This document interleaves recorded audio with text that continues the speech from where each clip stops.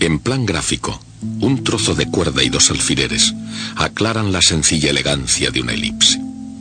Como la cuerda no se estira, mantiene su longitud, y la distancia total que hay desde un alfiler al lápiz y al otro alfiler es constante. Un punto se llama foco y dos puntos, los focos. La longitud del semieje mayor es A, la del semieje menor B, y la región encerrada por la elipse tiene un área, pi AB.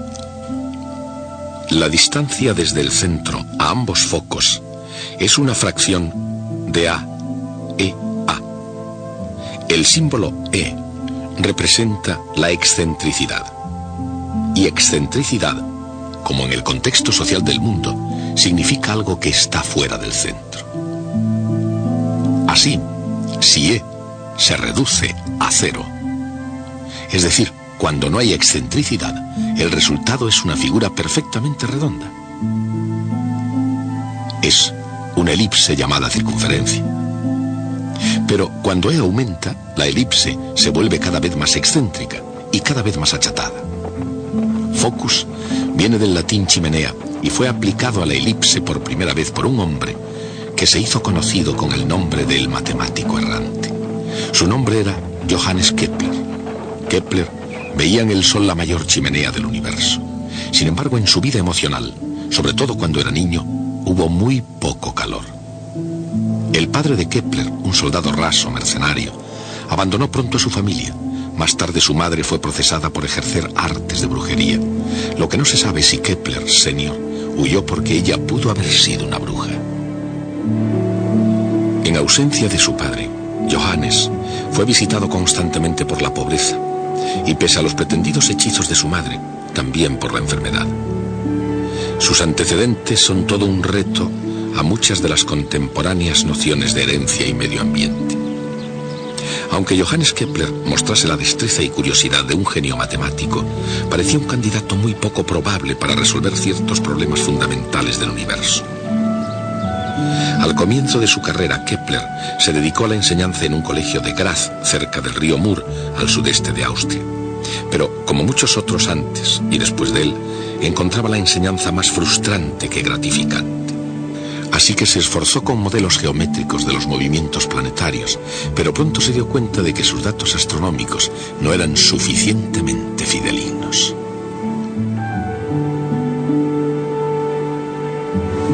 Al comenzar el nuevo siglo, el 1 de enero de 1600, Kepler se puso en camino a la búsqueda de los datos astronómicos más exactos que hubiera sobre la Tierra y del hombre que los poseía, Tycho Brahe. Nacido en una clase social bastante despreocupada, Tycho sorprendió a la nobleza danesa por su decisión de hacer algo que mereciera la pena. Su pasión por la astronomía se convirtió en su razón para vivir, y los últimos 38 años de su vida dibujó los mapas de los cielos con extraordinaria precisión. Nadie en el mundo apreció mejor que Johannes Kepler el valor potencial de aquellas observaciones de Tycho.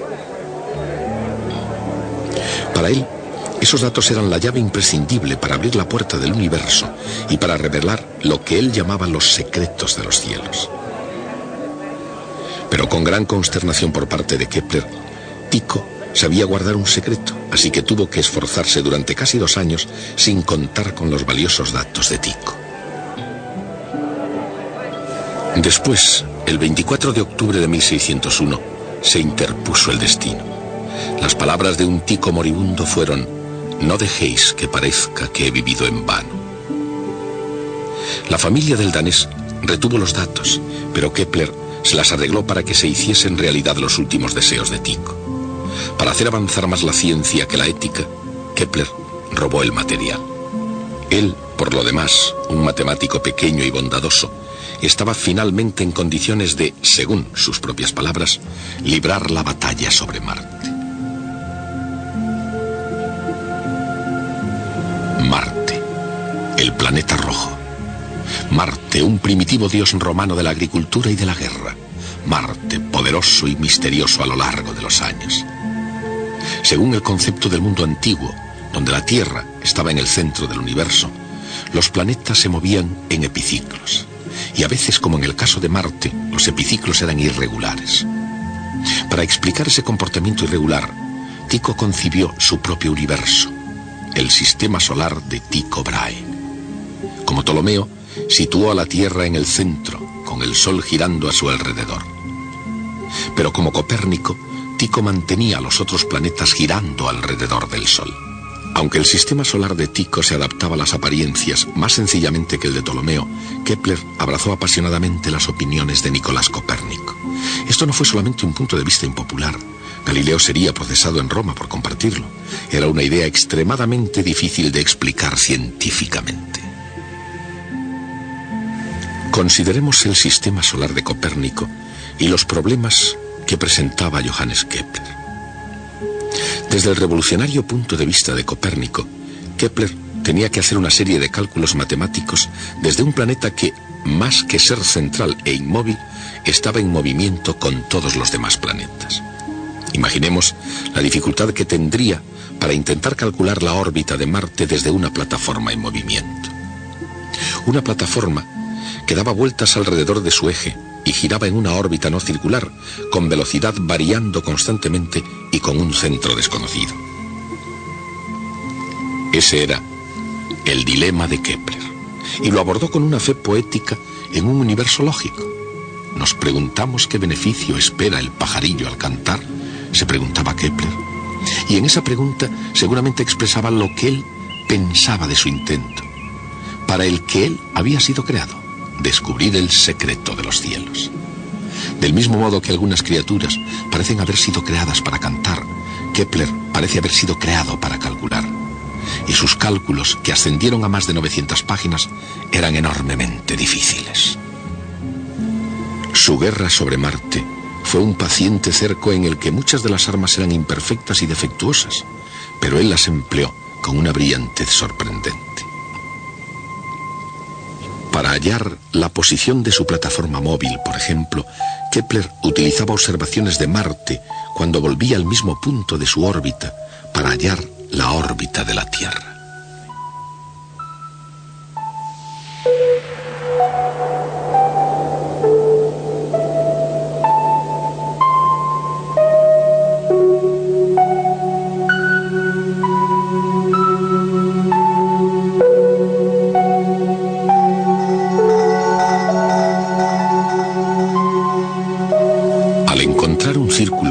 Aunque no estuviera completamente centrado en el Sol, Kepler dio un paso en la dirección correcta. Así ahora, una vez más, abordó el problema de Marte. Incapaz todavía de hallar su trayectoria exacta, se las arregló para hallar algo sugestivo en su velocidad irregular. Marte se movía con más rapidez cuando estaba más cerca del Sol, y más despacio cuando estaba más lejos. Y esa llegó a ser la segunda ley de Kepler. Pero todavía no había encontrado su primera ley. Aproximadamente cada 2 años el Sol, la Tierra y Marte se encontraban en oposición. Es decir, la posición de Marte es la misma vista desde la Tierra o vista desde el Sol. Con otra observación, 1 año de Marte más tarde, Kepler ya pudo triangular un punto exacto en la órbita de Marte.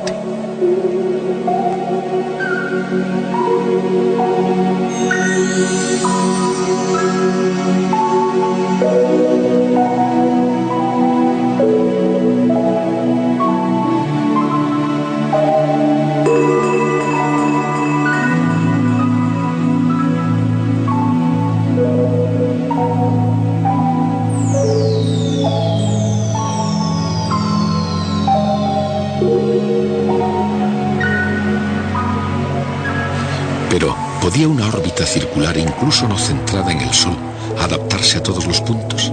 Casi, pero no totalmente. Esto es, no en la incomparable precisión de las observaciones de Tycho Brahe.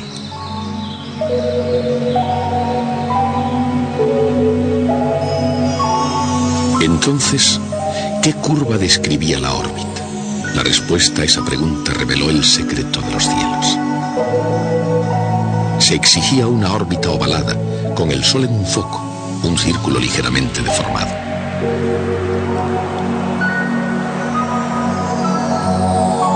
Y ese tipo de órbita era una elipse. La elipse conocida por los antiguos griegos y finalmente descubierta de nuevo en los cielos por Johannes Kepler, puede verse de cuando en cuando, justamente aquí en la Tierra. Es simplemente cuestión de contemplar las cosas en la perspectiva correcta. Cualquier círculo visto oblicuamente aparece como una elipse. Los griegos conocían la parábola y la hipérbola tan bien como la elipse. Al cortar un cono con un plano, producían unas curvas llamadas secciones cónicas. Si el plano de corte es perpendicular al eje, la sección es una circunferencia. Si el plano está inclinado, la circunferencia se convierte en una elipse.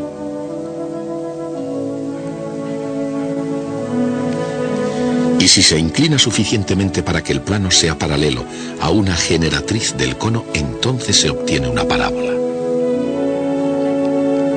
Si se inclina aún más, la sección cónica es una hipérbola.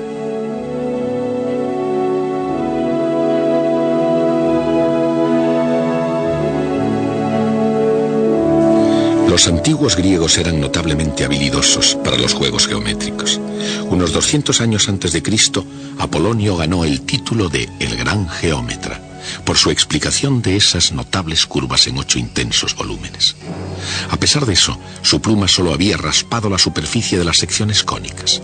En el año 300 después de Cristo, Papus de Alejandría encontró otro modo de describir esas curvas.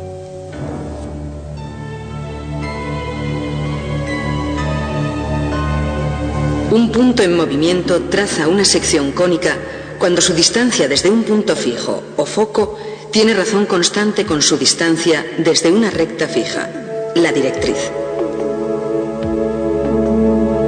El cociente de esas distancias es la excentricidad, E.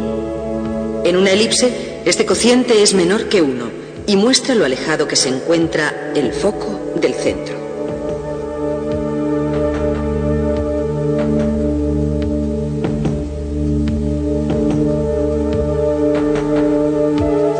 Si las dos distancias son iguales, el resultado es una parábola.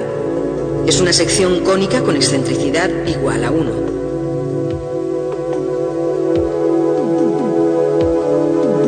Cuando el punto está más cerca de la directriz, el resultado es una hipérbola con excentricidad mayor a 1.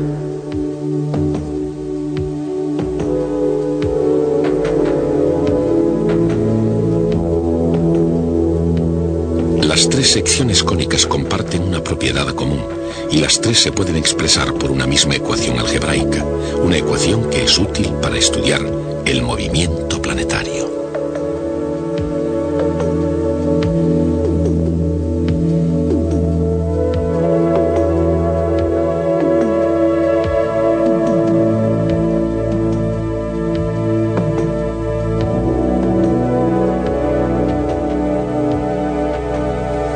Esta es la fórmula básica para expresar todas las secciones cónicas: la elipse, la parábola y la hipérbola.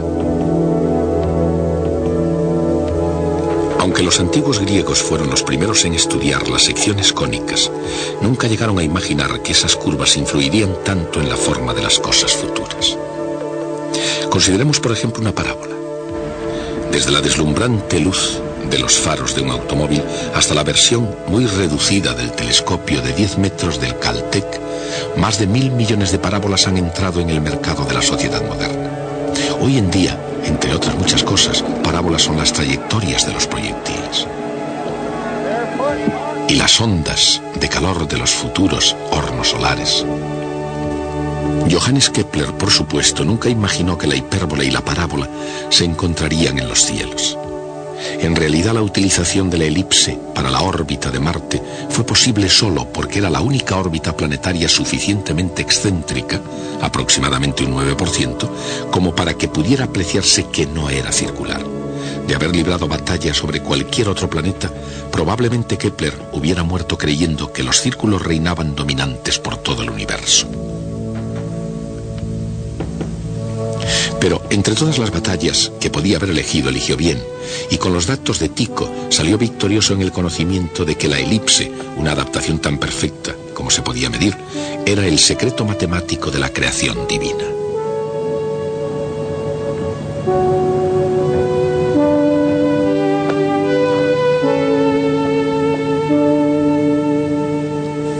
Después de pasarles en revista como trofeos de la guerra sobre Marte, estos secretos se revelaron como las 3 leyes de Kepler.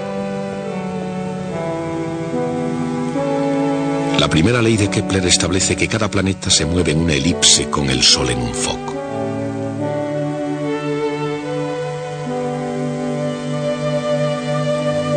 Mientras libraba la guerra sobre Marte, Kepler encontró su segunda ley.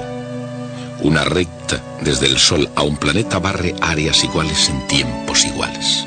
Esa segunda ley de Kepler permitió cálculos asombrosamente exactos de distancias y velocidades.